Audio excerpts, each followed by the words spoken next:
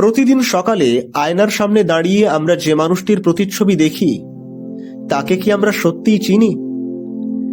আমাদের জন্ম হয়, আমরা বড় হই, শিক্ষা লাভ করি, জীবিকা নির্বাহ করি, সম্পর্ক তৈরি করি এবং একদিন নীরবে এই পৃথিবী থেকে বিদায় নিই। এই নিরন্তর ছুটে চলার পথে আমরা মহাকাশের গ্রহ নক্ষত্র থেকে শুরু করে সমুদ্রের গভীরতম তলদেশ পর্যন্ত সবকিছু জানার চেষ্টা করি। কিন্তু সবচেয়ে কাছের যে সত্তা, যাকে আমরা অবিরাম আমি বলে সম্বোধন করি, তাকে কি কখনো গভীরভাবে জানার অবকাশ পাই? আমি কে?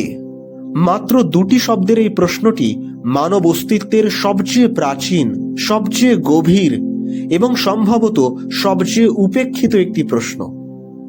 আপাত দৃষ্টিতে এর উত্তর খুব সহজ মনে হতে পারে। কেউ হয়তো বলবেন, আমি অমুক, আমার পেশা এই, আমি এই পরিবারের সন্তান। কিন্তু একটু গভীর চিন্তা করলেই বোঝা যায় এগুলো সবই আমাদের আরোপিত পরিচয় বা লেবেল। নাম, পেশা বা সামাজিক অবস্থান এগুলো সময়ের সাথে পরিবর্তিত হয়, কিন্তু এই সমস্ত পরিবর্তনের মাঝেও যে একটি অপরিবর্তনীয় আমি সর্বদা বর্তমান থাকে, তার প্রকৃত স্বরূপ কি? এই ভিডিও সিরিজ সেই অনন্ত সন্ধানেই এক বৌদ্ধিক ও আত্মিক যাত্রা। আমরা কেন নিজেকে জানব? এই প্রশ্নের উত্তর লুকিয়ে আছে আমাদের জীবনের দৈনন্দিন দুঃখ, হতাশা, ভয় এবং অপূর্ণতা বোধের মধ্যে। আমরা সাধারণত নিজেকে আমাদের শরীর, মন, আবেগ এবং চিন্তার সাথে একাত্ম করে ফেলি। যখন শরীর অসুস্থ হয় আমরা বলি আমি অসুস্থ। যখন মন বিষণ্ণ হয় আমরা বলি আমি দুঃখিত।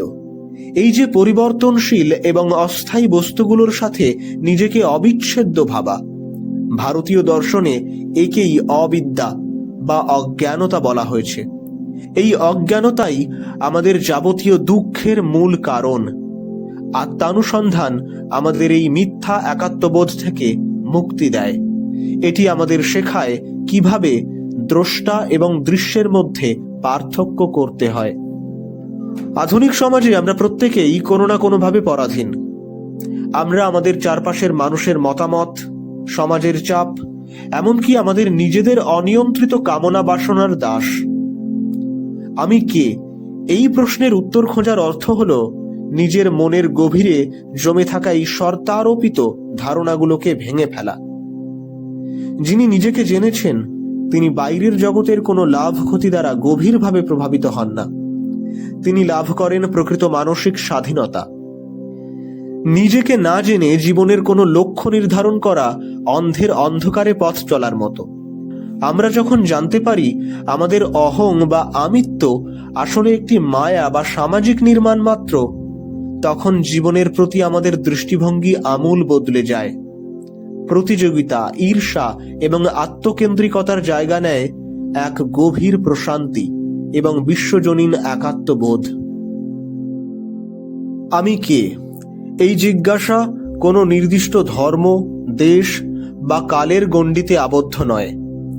মানব সভ্যতার উষালগ্ন থেকে বিশ্বের শ্রেষ্ঠ চিন্তাবিদ, দার্শনিক এবং আধ্যাত্মিক সাধকেরা এই একটি প্রশ্নেরই উত্তর খুঁজেছেন। ভারতীয় দর্শনে আত্মানুসন্ধানের ইতিহাস অত্যন্ত প্রাচীন ও সুগভীর। হাজার হাজার বছর আগে হিমালয়ের কোলে বসে বৈদিক ঋষিরা প্রশ্ন করেছিলেন, আমি কোথা থেকে এসেছি? কে আমার জন্মদাত্রী? কঠোপনিষদে আমরা দেখি বালক নচিকেতাকে, যিনি মৃত্যুকে জয় করার জন্য যমরাজের কাছে আত্মতত্ত্ব বা আত্মার স্বরূপ জানতে চাইছেন। উপনিষদের মহাবাক্যগুলো যেমন অহং ব্রহ্মাস্মি, আমি ব্রহ্ম বা অনন্ত সত্তা, তত্ত্বমসি, তুমি সেই, অথবা প্রজ্ঞানং ব্রহ্ম, বিশুদ্ধ চেতনাই ব্রহ্ম, এই সবই হলো আমি কে প্রশ্নের চূড়ান্ত দার্শনিক উত্তর। অদ্বৈত বেদান্ত স্পষ্ট করেছে যে আমাদের এই ক্ষুদ্র আমি বা জীবাত্মা আসলে সেই পরম সত্তা বা পরব্রহ্মেরই অংশ। অন্যদিকে ভগবান বুদ্ধ নৈরাত্যবাদের মাধ্যমে দেখিয়েছেন যে স্থায়ী আমি বলে কিছু নেই, এটি কেবল খণ্ডের একটি প্রবাহ মাত্র। পাশ্চাত্যেও এই আত্মানুসন্ধানের ধারা সমানভাবে প্রবাহমান। প্রাচীন গ্রীসে ডেলফির ওরাকলের মন্দিরের প্রবেশদ্বারে খোদাই করা ছিল সেই বিখ্যাত অমর বাণী, নো thyself, নিজেকে জানো। মহামতি সক্রেটিস তাঁর সমগ্র জীবন উৎসর্গ করেছিলেন এই একটি মন্ত্রের সন্ধানে। তিনি বিশ্বাস করতেন যে পরীক্ষাবিহীন জীবন অর্থাৎ আনএক্সামাইন্ড লাইফ বাঁচার যোগ্য নয়। পরবর্তীকালে আধুনিক পাশ্চাত্য দর্শনের জনক রেনে দেকার্ত সমস্ত কিছুকে সন্দেহ করার পর একটি মাত্র অবিসংবাদিত সত্যে উপনীত হয়েছিলেন, যা তিনি প্রকাশ করেন তাঁর বিখ্যাত উক্তি কগিটো এরগো সাম, আমি চিন্তা করি তাই আমি আছি এর মাধ্যমে। যদিও দেকার্তের এই আমি ছিল প্রধানত মননশীল আমি, তবুও এটি মানব চেতনার কেন্দ্রে আত্মাকেই প্রতিষ্ঠিত করেছিল। আধুনিক মনস্তত্ত্ববিদ কার্ল ইয়ুং বা সিগমুন্ড ফ্রয়েডও মানুষের মন, অবচেতন এবং ইগোর গঠন বিশ্লেষণ করে প্রকারান্তরে এই আমিরই মানচিত্র আঁকার চেষ্টা করেছেন। দেশ ও কালের সীমানা ছাড়িয়ে ভারতের অরণ্য আশ্রম থেকে শুরু করে প্রাচীন গ্রীসের রাজপথ কিংবা আধুনিক বিজ্ঞানের গবেষণাগার, সর্বত্রই একটি চিরন্তন প্রতিধ্বনি শোনা যায়, মানুষ নিজেকে জানতে চায়। এই ভিডিও সিরিজ সেই ঐতিহ্যেরই একটি ধারাবাহিকতা। এই সিরিজে কোনো অন্ধবিশ্বাসের উপর নির্ভর করব না, বরং যুক্তি, দর্শন, মনস্তত্ত্ব এবং অন্তর্দৃষ্টির সাহায্যে ধাপে ধাপে আমাদের এই খণ্ডিত আমির আবরণ উন্মোচন করার চেষ্টা করব।